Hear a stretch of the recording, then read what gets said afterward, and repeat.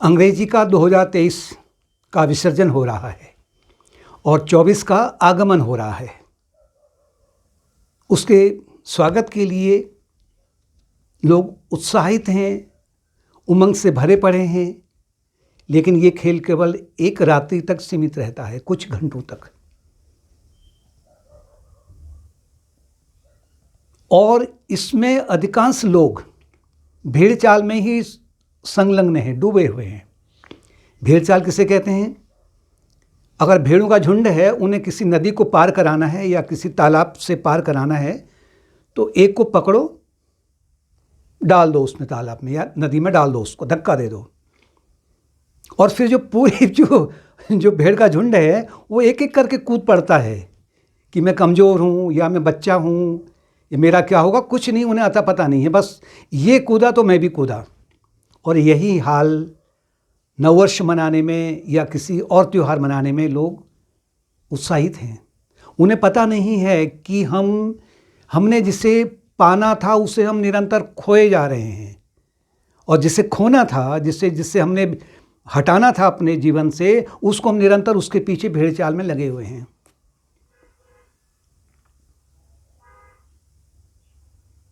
खो क्या रहे हैं? क्षमा को खो रहे हैं, धैर्य को खो रहे हैं, सहनशीलता को खो रहे हैं,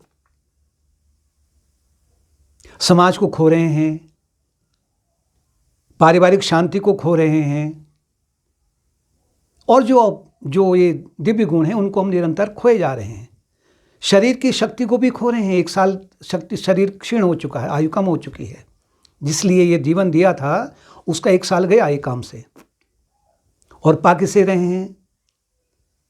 असंतोष, तनाव, अधैर्य, हिंसा, अभिमान, आडंबर, इसको निरंतर पाने का प्रयत्न कर रहे हैं। और ये निरंतर आक्रमण भी कर रहा है।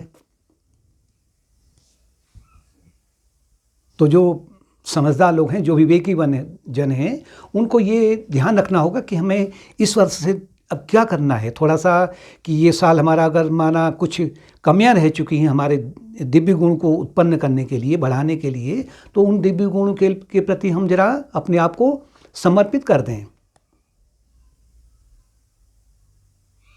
शरीर से कुछ आसन वगैरह इत्यादि हैं जो हो सकते हैं। जो दैनिक कर्तव्य है, अपना ड्यूटी है, उसे पूजा के भाव से या सेवा के भाव से उसे अपनाएं। और जीवन का जो मुख्य लक्ष्य है भगवत प्राप्ति, क्योंकि मनुष्य जीवन का लक्ष्य ही एक है। भगवत प्राप्ति कहें या परम शांति कहें, मानसिक शांति कहें, या स्वयं को पहचानने का प्रयत्न करें, ये कहें। तो इसके लिए जो भी योग मार्ग में जो भी कुछ दिया गया है, संत जनों ने दिया है, उपनिषद में दिया है, गीता में दिया है, रामायण में दिया है, उसको अपनाने का प्रयत्न करें। क्योंकि समाज में बहुत सारे ऐसे लोग हैं, मैंने कहा ना, भेड़ चाल हो रही करके,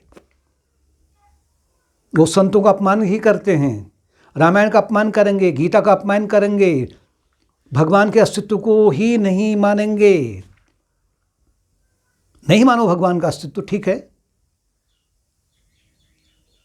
लेकिन जिस शक्ति से तुम कह रहे हो कि मैं नहीं मानता, उस शक्ति को तो मानते हो, जिस शक्ति के माध्यम से ये हो रहा है। अगर आकाश में सूरज है, चारों ओर प्रकाश है, और वही प्रकाश हमको सब कुछ अनुभव में ला रहा है। अब कहो हम तो सूरज को मानते ही नहीं है, सूरज है ही नहीं। भाई, जिसके अवेयरनेस से या प्रकाश से जो हमें वस्तुएं अनुभव आ रही हैं, जो भी हम कार्य कर रहे हैं, उसके आधार पर कौन है? परमात्मा तो है।